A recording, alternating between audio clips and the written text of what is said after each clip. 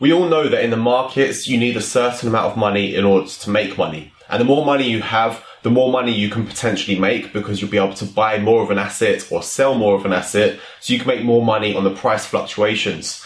But even if you want to start off low and just make a few dollars or a few pounds here and there, you still need to have a certain amount of money in your account.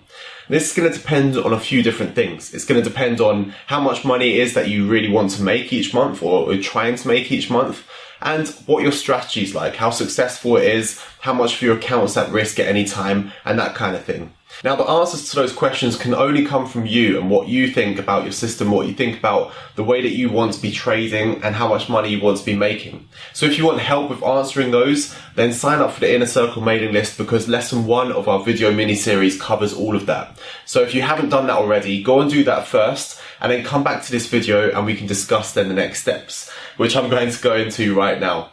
Because you see, a lot of new traders especially say to me like, oh, I don't have that much money to trade, only a few £100 or a few $100. What do you recommend? What should I start trading with? What should I do? And the fact of the matter is that if you're going to be trading, hundreds of dollars or hundreds of pounds are not going to be enough for you. You need more than that. You need to be going into the thousands to be realistic. Because for one, if you're going to be trading with hundreds of pounds, a lot of the time you won't have the minimum requirements for opening the minimum number of contracts, which is often one contract. You won't have enough for that. And if you do, it's probably because you're really leveraged up, so you're making your money be worth more money from what the broker's allowing you to trade with, which is not going to be safe for your account anyway. But if you can open the minimum number of contracts with hundreds in your account, you're still not going to be able to put at risk just like 1 or 2% of your account per trade, because it's going to be taking up a much bigger amount of your account, which means that small fluctuations in price are actually going to wipe out a lot more of your initial capital. So realistically, we need thousands to be able to start trading. But that's really difficult for a lot of people. I don't know what the stats are in the UK and in Europe, but I know that in America, the majority of people don't even have $1,000 of savings. So if you have less than 1,000, it means you're going to be in hundreds, which, like I said, means that you're not going to be able to trade. So we know it's difficult to get enough savings to be able to trade in the first place. So I've got a couple of things I want to talk to you about which are going to help you to be able to do that, so you can start to set aside that money and to be able to trade in the future. Now, the first important thing to note is that it doesn't matter if it's going to take time to put the money aside to be able to trade, because during that time you should be using a demo account anyway to be learning the craft and getting together a strategy that you know is actually consistently profitable. You don't want to be learning with a live account and putting your money at risk from day one, because that's just stupid, because you're guaranteed to lose it at some point. If people use live accounts to learn rather than demo accounts, they end up inevitably burning through a few accounts at least until they start to become profitable. And if you're struggling to save up money, then that's not going to be a viable solution for you. So instead, you want to be using a demo account to learn and be putting aside the money with an end goal in mind for when you can start trading with a live account when you've saved up enough. So basically what we're going to do is talk about two things. The first is the concept of putting aside a certain amount of money, which I'll talk about in a second. And the second thing is about automating this so that you don't have to control it yourself. Because we all know that when your income increases, your spending sort of expands into the extra space. So if you're earning more money, then your spending usually is in line proportionate to that. So you still don't end up with any extra money spare, even though you've been earning more. When we're talking about personal finance, a lot of people with low or average income levels suddenly feel like it's a bit patronizing, like, oh, I can't be trusted to save my own money, I need someone to tell me what to do. But it's not actually the case. You see, when I worked in wealth management many years ago, and I was dealing with clients that were celebrities, so a lot of sports stars and things like that, then a lot of the Premiership footballers, in fact, pretty much all of them, had a setup where they'll have one account will be for their investments, where they're actually making money from their money. Another account will be just a deposit, like savings, in case they have an emergency expense at some point. And then they'll have a current account, which is usually called their spending account. And this will be automatically topped up every month, but it has a limit so that they're not spending all their money. Because as we know, with a lot of footballers who have never had that money before, they'll go and buy Ferraris and big houses and stuff like that and end up one day being bankrupt. Because you see, the similarity between footballers and traders, or people that are wanting to trade, is that they're both saving for a specific purpose. So footballers know that they're going to be retired in their 30s usually, which means that they need to save up ready for their retirement. With traders or people that are wanting to trade, you know that you're saving up with the intention of having enough money to trade with. So with that in mind, we want to set you up with 3 accounts that you're going to use for this.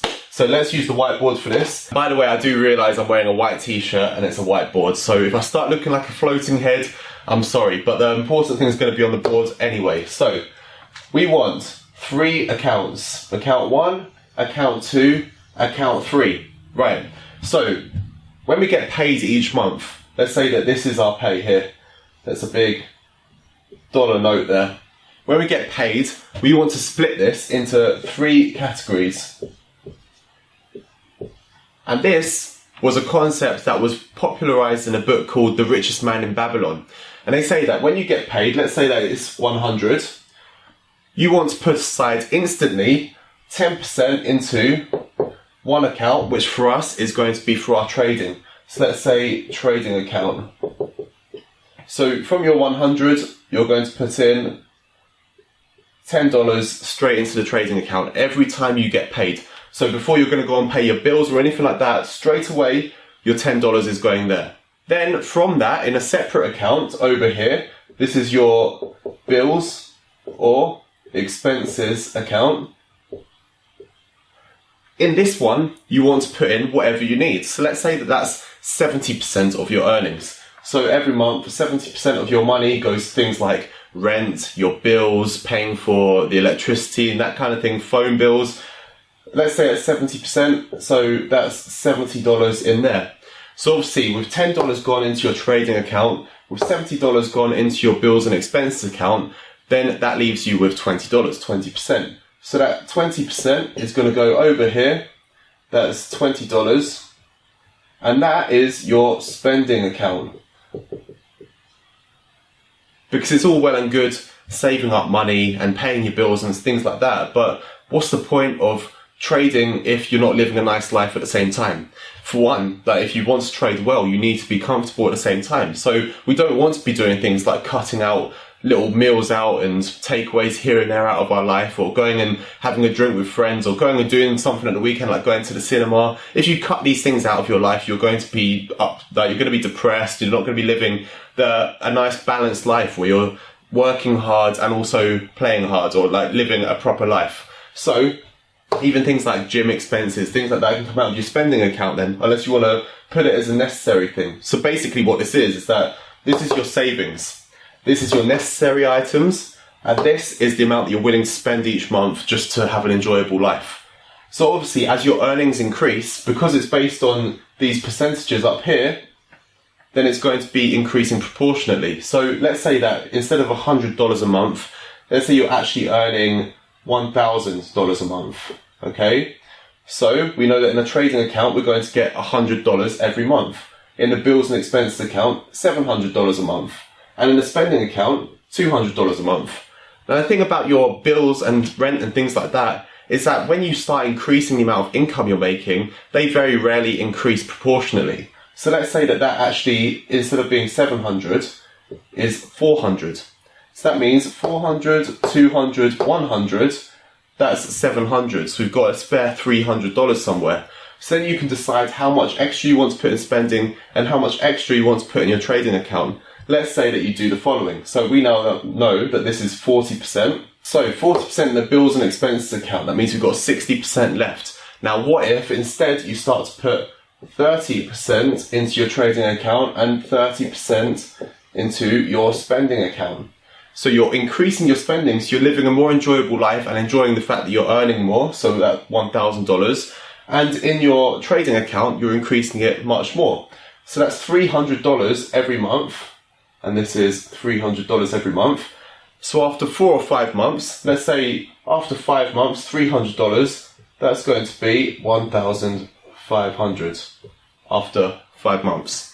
After 12 months, you're looking at something a lot more. At that point, you're going to have $3,600, which is a big amount to have for trading then. That's a decent starting point for anyone while you're learning, because every month you're still going to be adding more into that account, which means you can keep topping up your trading account, so that when you're actually then earning money in the markets, it's growing exponentially, which means that you can make a lot more in a shorter amount of time. You know, after a while, you can even start to supplement your spending account and your bills account with money from your trading account. This is having a balanced personal finance setup. Now, the important thing is to not leave it in your own control, because if you leave it in your own control, like I said before, your spending expands into the amount of income you're getting. So if you leave it in your own control, this will stay the same, but you'll start to see this start taking up 60%, because the first one you did wasn't putting the money aside, because that needs to be the first action you take. Because you haven't done that, you start thinking that you can't spend less, you can't afford to put money aside, which is not true. So instead we want to automate things. So we want to set up standing orders with our bank.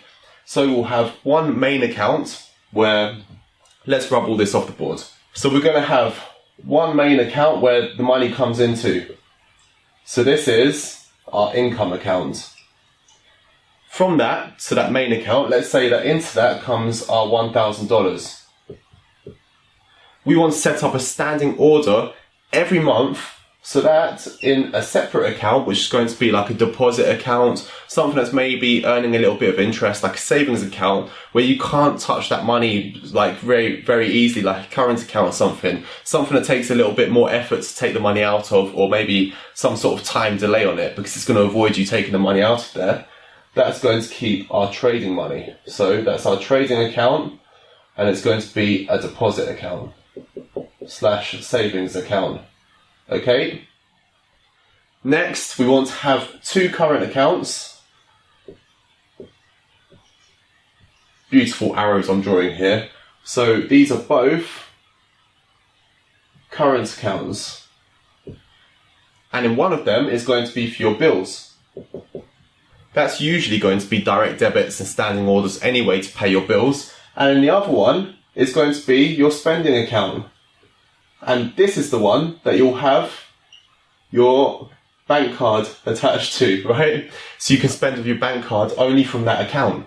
Now, believe me, I've seen footballers who are earning multi-millions using exactly this approach, and it works. And the reason it works is because it takes things out of your control. The same way we try and manage our psychology in the markets is the same thing with our personal finance. When there's money involved, we get the whole greed and fear complex. We want to spend more, we get tempted into buying things because we know the money's there. If we take it out of our control, we can make sure that things are saved when it needs to be saved, spent when it needs to be spent, and money that is important to be spent for other things like bills get spent first, so that we don't end up in a situation where we're accruing more debt, because debt should go into that bills account. It should be something that is definitely paid, but we're not increasing our debt each month. We're living within our means, saving money for trading, while at the same time spending a certain amount of money to live a nice lifestyle.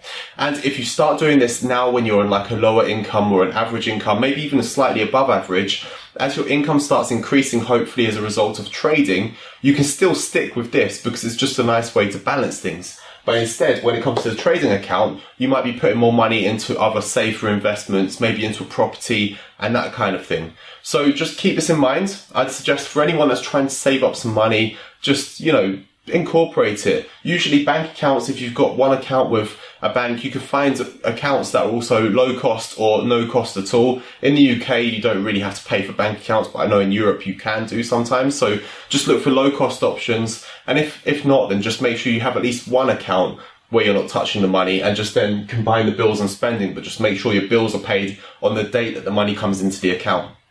So guys, I hope this has been helpful for you. If you have any questions, make sure you leave them in the comments box below, because I know we've rushed through this, but I can maybe advise you on certain areas to look for learning more about personal finance, dealing with your debt and things like that, so that you can enable yourself to be able to actually trade in the future. But guys, don't trade if you have debt. Don't trade if it's putting you in a bad financial position. Make sure you manage your money and look ahead to the future instead, and have a set date after you've gone through the demo account where you're going to be trading live. And if you want more videos about learning to trade, remember to hit that subscribe button. If you like the video, give it a thumbs up. And as always, I appreciate you watching. Take care guys, I'll see you in the next video.